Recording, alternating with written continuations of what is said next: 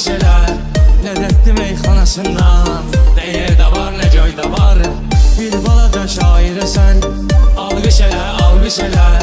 Ləzzətli meyxanasından Nə yerdə var, nə göydə var Fatmeynin havasından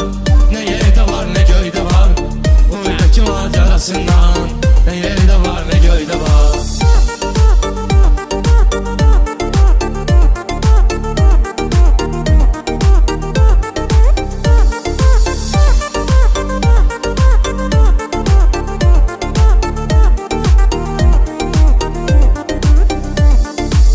Şahım Əli üçün deyilir Ağam Hüseyin üçün deyilir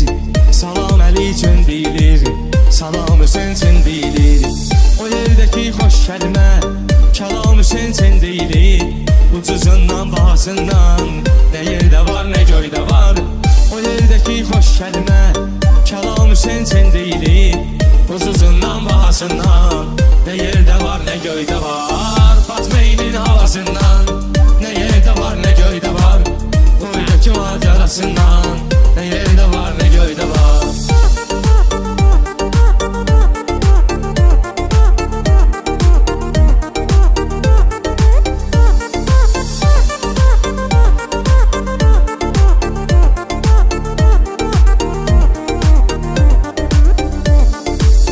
Ol vali məqam Hüseyin Salam Hüseyin, salam Hüseyin